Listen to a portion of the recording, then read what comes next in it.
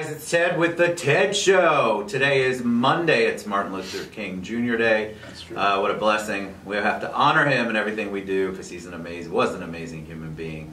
So I'm super excited today to be with my friend Jason Schaller is on the show. Welcome to the show, brother. What's happening? Super excited to have him on. He is a branding guru. He's dabbled in pretty much everything. He's got a hat, a bottle cap. I can't wait to learn more about him. And you guys will too, because he's an inspiration. And definitely somebody you want to follow because his branding is so on point. So all of you out there that are talking about branding, and I want to do this and buy that, you want to listen to Jason and talk to Jason and see what he has going on. So welcome to the show, buddy. Ted, thank you for having me. Absolutely. Thank you for being patient. This is our inaugural virginal show where we are coming on and we're filming and we're doing all sorts of fun stuff for the TED Show and progressing. I'm honored to be here. Well, thank you. Yeah. And I appreciate your patience on it. Yeah. All right, so we'd love to talk about origin story. We want to get to know you. You can look on your social media and kind of get to know, we think, the person that you are. Energetic, fun, lively, forward-thinking. Sure. But maybe it didn't all start like that. So give us kind of a background. Give us kind of a background on you. My background? Okay, so let's see. I'm originally from Michigan. I was born and raised in South Detroit. Are we going to sing it? Yeah, we can if you want. Yeah. I like the guitar solo at the beginning better. It's good stuff. Yeah, it's so good. No, so my parents, my family, everybody's Michigan, origins. You don't have the Michigonian, is that what it is? You don't have the Michigan accent. Well, I'm in the South now. No, but so I was born in Wyandotte, Michigan, June 7th, 1977. This will play into a lot of what we talk about later with that 77, if you remember that. Yes. But, born there, my parents were both school teachers in the education system. Lived I grew up on an island. An island in Michigan? An island in the Detroit River. Tell me what kind of island this was. This is Grosse Ile, Michigan. So originally, when Madame Cadillac came to found Detroit, and she came up from Lake Erie into what is now called Detroit River, there was an island there, and it's about the size of Manhattan. It's about, I want to say 10 to 12,000 residents, depending on where you read. But she was going to found the city of Detroit on this island. But the problem was she couldn't see the enemies coming from both directions. Borders Canada, so you can see Canada on one side, and then you have the state of Michigan on the other side. What year is this? Madame Cadillac, is that real? Yeah, Madame Cadillac, yeah. I'm terrible at history and geography. Detroit's a French city, so Detroit, I guess, right? Detroit, very cool. Yeah. And so anyway, family moved over there from, they call it downriver in Detroit. Okay, so you've got Detroit proper, and they moved up to Detroit because you could see the enemies coming on that little kind of point of, everybody does this, I don't know if you guys can see this out here, but when you're looking at the state of Michigan, everybody does the mitten, love for the mitten, love for the glove, they call it, Love right? for the glove. I have heard that. Different topic, but we're gonna. Yeah, exactly. That'll be the next show. Yeah, but anyway, so I grew up there and went to Grosse Ile High School. Left Grosse Ile High School, went to Eastern Michigan University. What you want to do? Okay, so when I was very young, I wanted to be an architect. That's what I thought I really would love to do. I used to sketch stuff.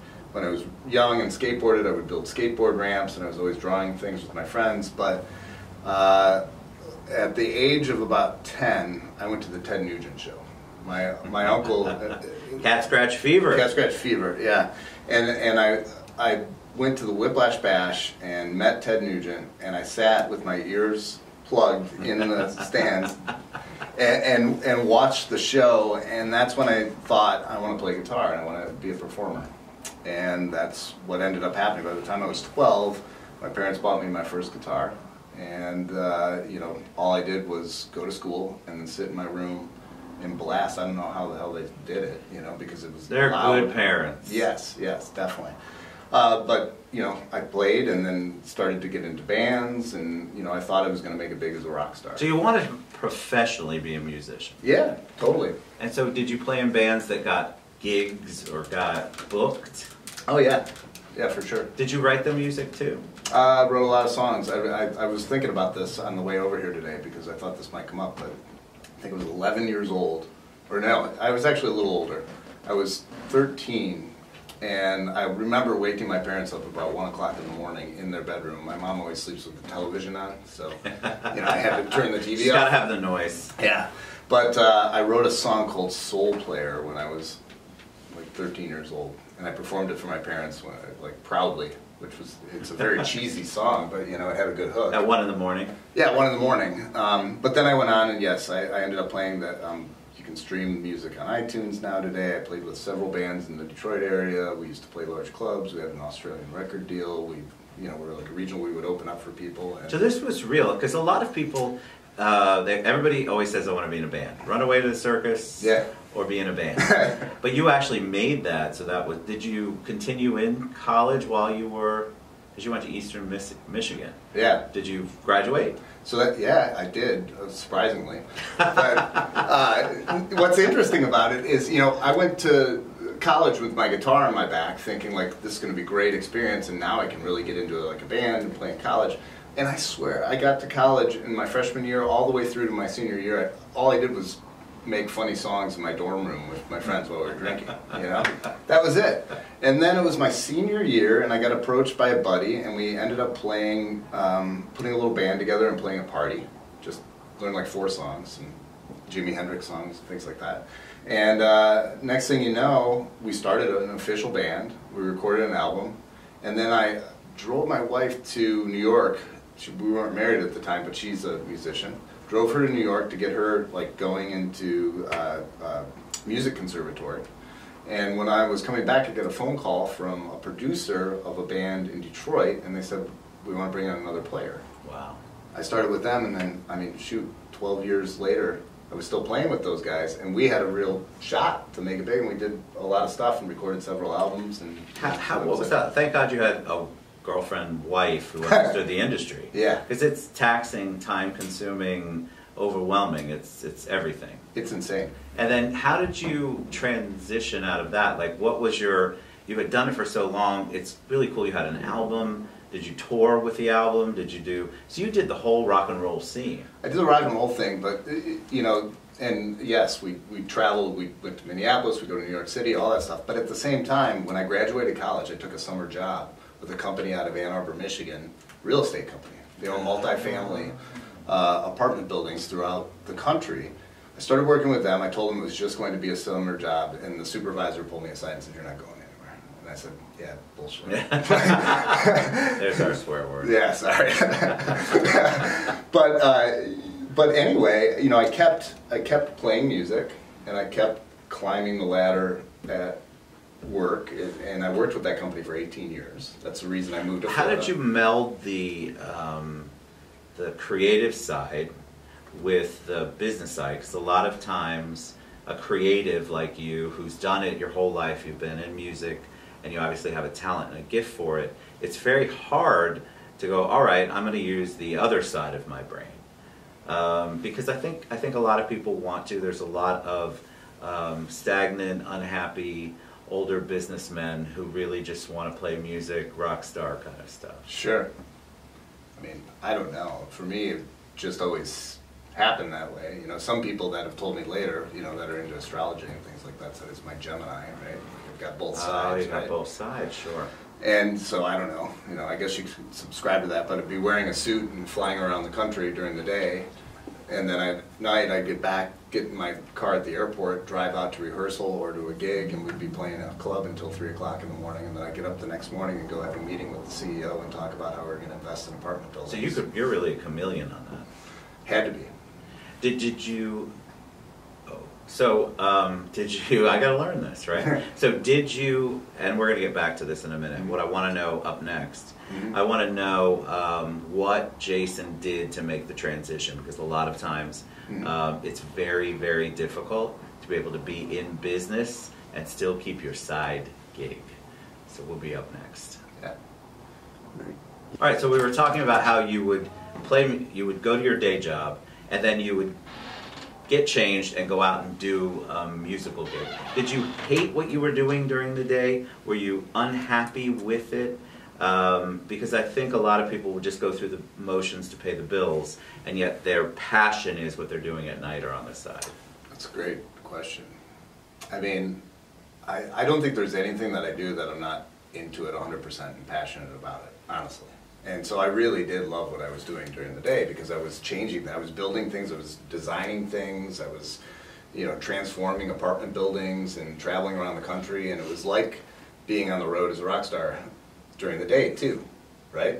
But what I learned about all of it is, you know, playing music, when everybody else is sitting at home drinking hot cocoa, and you're out freezing your like ass off in Ann Arbor, Michigan, stapling flyers on a telephone pole. This is marketing before you had Facebook, LinkedIn, Instagram. This is the really ground roots. This is it. This is knocking on your friend's door, getting in front of people and saying, hey, we're going to be here tonight, come see us, you know, right. and doing that. And nowadays, it's like, holy cow, this is amazing. But, you know, I learned so much. I learned about business. So I had the business background, trying to do music, and eventually got to a point where when you're in a relationship for that long with like 5 different people, and you're trying to make it big and it doesn't happen, you get, it gets contentious. Sure. It gets a little, so we broke up, and then I pursued the real estate side of things more seriously.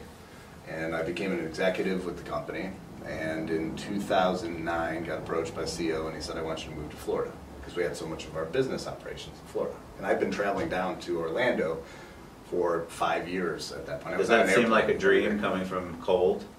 Yeah, it did, but you know, like there's such culture in Detroit for us that we didn't want to leave, but at the same time it was a great opportunity, and yeah, that made a difference, you know. It's a huge difference, right? It's just freezing. I don't know how anybody we were talking about it before the show, I'm from Northeast Jersey, yeah, and I don't miss that cold part at all. Yeah. I have friends up there that it was snowing, or somewhere around there it was snowing.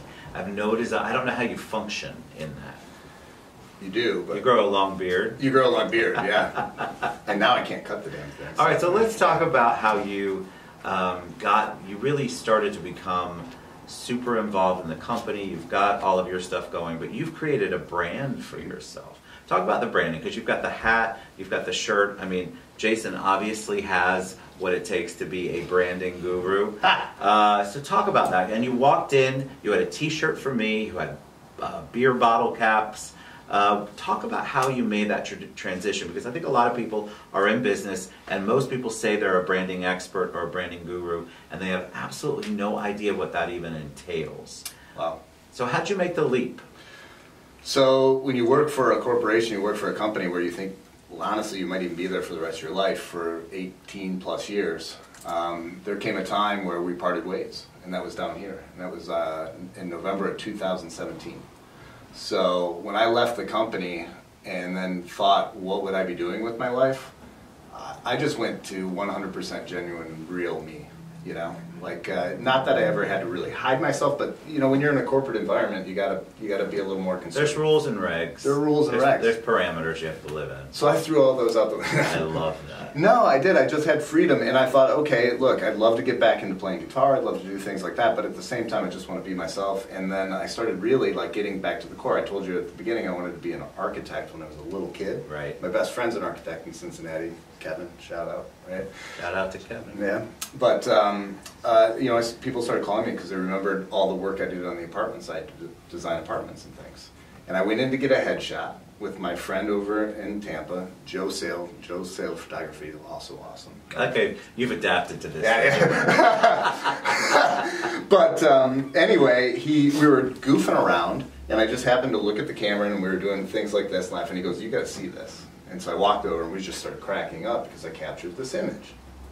And I said, I got to do something with it. And right away I posted it, I put it out there, and then I said, I got to put it on a hat, I got to do some apparel. I put it on the hat first. Now there's, you know, we're coming up over 600 hats in the world. So you're building the brand on an image. Mm-hmm. So you've got that image, which is such a powerful image. It encapsulates a lot of fun, but also I'm talking to you. Like it's a great picture, so I understand. So you're kind of building the brand based on that. You're working backwards. Yeah, and it interplays with everything I do now. Like, so I've got the Schaller Group. That's my core business. Right. And I design and invest in apartment buildings. We're buying apartment buildings. We're fixing them for other people. It's all about making the world a better place. Right. You know. We finally got to our topic. Well, we talked a little bit about I'm a little this slow on that. No. But honestly, that's what it was. So I put this image on a stand in front of all the projects that I renovate and design around town, and then I created the 77 Trust Me brand, which is Why 77? I think I know. Mm-hmm. It's the year of your birth. That's it. Going back. Yeah. So I got a 77 GMC truck. I got a 77 Gibson Les Paul. I got all kinds of 77 memorabilia. All the 77 rock and roll. We could sit and talk for days about that, but we won't. Got to do a rock and roll show. We got to do a rock and roll show. Yeah. I like it. But anyway, yeah, it all ties back to that, and it's all about really. I want to be like Paul Newman. Okay, it's my giving back to the world. Any of the apparel, I can put this image on. I can put this image on this microphone right here, and it becomes a Trust Me microphone. Right? You buy this, and then 77 cents of every dollar goes back to an organization that supports arts, culture, music. Okay, so let's talk. You're jumping, and I like that because I didn't know. I figured when you were talking about how you want to give back, there had to be some organization. Why did you choose this particular organization? With arts and music and things like Yeah. that. Going back to my core, in addition to my parents just being school teachers, my dad was a musician. So it's in your blood. It's in my blood, yeah. My uncle, my dad's brother, was a Motown musician, played bass, and used to back up all the bands. In That's Motown cool. Stuff. So yeah, that's in my blood, and I want to give back. I got a rock and roll edge to everything that I do, but it's also just fun. Do you go out and speak? Are you a speaker? Are you a because I think when I looked briefly, we joked about how we don't spend a ton of money on research and development. But It's good, I looked briefly, and I thought this is such a cool idea, trust me. And it's such a cool idea to take all of the experiences that you've had, and now you're going to go out and you're going to teach people, you're going to educate people, inspire people to do better in what they're doing. So who's your target audience? Do you go out and speak at large venues? Are you working one-on-one with clients? Talk a little bit about what you're doing on that side of it. No, that's great. So a little bit of both. I'll do one-on-one stuff with certain people. We do have a meetup group that I've been hosting on the second Tuesday of every month at my office, which is the TSG headquarters just up the street. I'm going to speak at a school coming up here in February. I'm also speaking with the Rotary Club here in Orlando coming up soon.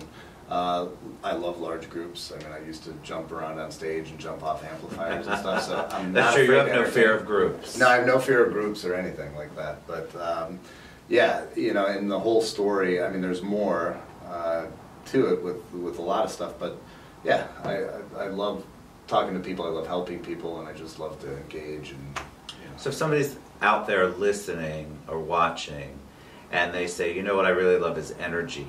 What kind of client comes to you? What kind of person comes to you that you help? What kind of group? Or do you cater it to, or do you kind of make it so it fits that particular group or individual? Yeah, I mean, cater a little bit, but what I've created with this Trust Me brand and the whole message behind it, I think transitions into any business, anything that you do. My thought is I can put that same message on any product, any service, any interaction you have with another human being, music, beer. All that Beer. stuff. Yeah. Oh, beer. All right, so hold that thought. So up next, we're going to talk a little bit about beer, and then we are going to wrap it up and kind of learn more a little bit about what Jason's grateful for and what it is that he wants to do with the rest of his life as far as the Trust Me brand. A little bit about one of my favorite topics in the whole world, which is anything that has to do with adult libations. So tell us about the beer. You were just about to talk about beer and maybe kind of how because the beer caps, the bottle caps are so cool. So talk about that, how that's important in what you're doing, or at least a part of it. I'm a social person, and I think that every really memorable interaction I've had throughout my whole entire life, good or bad, there's a whole other story on that. No, there's a lot of stories. A million other stories. But, you know, going all the way back to my childhood and everything else, I mean, there's always some sort of communal involvement with having a beer with somebody or sitting and having a beer. I think people miss out on the community part of that. Like, I would rather sit with somebody, break bread is what we used to call it. And it's not just bread, people. You don't like bread or you're on keto, you can still break bread with somebody because it's a symbolic thing. You're sitting down. I think because of our cell phones and our social media, we don't get to do a lot of this. We don't get to do a lot of one-on-one talking and really without that phone or that stuff just hanging over our heads all the time. You're so right about that. And so I love that. I love that you have beer. I usually have wine or pick a libation. Well, I'm with you on that too. I mean, whatever's handy. But the point is to be able to sit and spend time with people. That's it. And I think that we have it's like a lost art. And so I love that you're branding the part that I know about you. You're really engaging with people. I think people have either forgotten how to do it, or there's a certain age group that has never been taught the fine art of it. You know, that's funny. Yeah. So talking about the brand, everybody always says, "Why don't you put Trust Me on this?" Right? Great question. I tried to put billboards up, literally. I went to Blip Billboard. I don't know if I should say who it was. Okay. Yeah, Blip. But I said, all I want to do is put it up on the odd hours, and I just want the image to pop up on the screen. That's it. I don't want to say anything else. I just want people to, when they drive by, say, "What is that?" Right? Get it in their mind. Right. They would not subscribe to it because they thought it has to have a message, it has to have something, it has to have a website, it has to have something to send it to. And I fought with them, so I just said, forget it. That's fascinating. What was there? Because I like to look at images. That's actually a pretty powerful brand. Like you put it up there, I'm going to want to know what's next. I would assume there has to be a next because you've got that, and if people are talking, you want them to be able to be directed toward you. I guess that was the problem, is they didn't know how I was going to direct anybody toward it. Well, couldn't there be just well, we could talk about that all day long. I have a great friend who's in that industry. I will introduce you to him. I can't wait. Because I think billboards are very powerful. We've gotten away from, we think that people aren't paying attention, and they are. It's kind of like shows like this and branding like you're talking about. People really do follow and pay attention, and they're watching. They do. They're watching every single move we make, which we have all experienced, even they have recently from the show. People do watch what you're doing. So what's the ultimate goal with Trust Me? What do you want to do? Do you want to give up everything else and then travel the world and be a big-time speaker, or you have other plans? I'm glad you asked that. You know, so to your point and what you just said before, I want this image to inspire people to look up from their phones and talk to each other and do good things, right? That's number one. But, you know, I've mapped this all out. I have it all in my head. I can see 20 years from now what this looks like in my mind. Such a gift. Okay? So I've got the Schaller Group. That's always going to stay the Schaller Group. I'm going to design apartment buildings. I'm going to make places cooler for people to live in. I believe everybody needs a nice place to live. And regardless of what the size of the check is you're writing each month, you're going to have a great place to come home to. So that's it, right? But the overall 77 Trust Me brands is the Schaller Group, which is the design element, the implementation, the building, all that. I've got Trust Me 77, which is all the apparel. This is my Paul Newman, give back, all that, 77 cents of every dollar goes back to a world charity with arts, music, and culture. I've started now, and I'm getting ready to close on the first building with partners in downtown Orlando. Nice. Which is going to be an 8-unit apartment building, and that is Trust Me Properties. Okay? What else would it be? So that's going to happen. That's awesome. Development coming, there's more coming on that fast, so that's going to be cool. I want to do Trust Me Hospitality. I want to eventually have a hotel or a motel. And then I want Trust Me Entertainment, which is a bar, restaurant, maybe a brewery, whatever that is. Community brew house down the street. We're starting within the next 2 weeks. We're going to brew the first batches of Trust Me beer. Very cool. So I want to be there for that. You can come down on the day we do that. I do like beer, allegedly, but I'm old, and so I get bloated. Just for the record, this is what happens when you get old. We're gonna make an anti-bloating beer. And then do you know how many people my age would drink that? 'Cause I love beer. I drank it as a you know, college kid, high school kid. That's what I started Yeah. on, and I love the flavors and the concept and the art that goes into crafting it. Yeah. But it's just one of them, and I can't move anymore. Well, I mean, this will be, for me, it's going to be something cool to do because it'll get it out there and it brings more to the table. Right. Literally, boom. I love that. Put it I down love and then the we have a talk one-on-ones. like this. You know. All right, so we're going to share all of Jason's contact information, how you can reach out to him, how you can learn more about Trust Me, 77, the Schaller Group.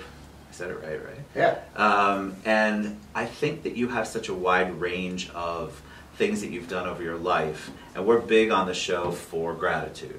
So if you can give a shout out to the audience watching, maybe somebody who's changed your life, made an impact on your life personally or professionally. I think it's important for us to say it out loud, guys. Say it out loud. Say it out loud. Well, number one, thanks again for having me.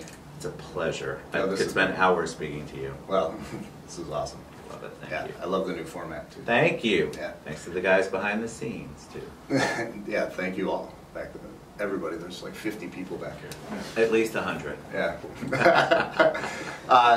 So, I mean, thanks. I mean, geez. I mean, I'm lucky as hell that I'm born, and so I have to thank my parents, number one, right? Amen. And they also gave me the opportunity to just be myself and do what I want to do. And even today, they're, you know, my mom's famous words are, "You're crazy," you know. But yeah, she might be right.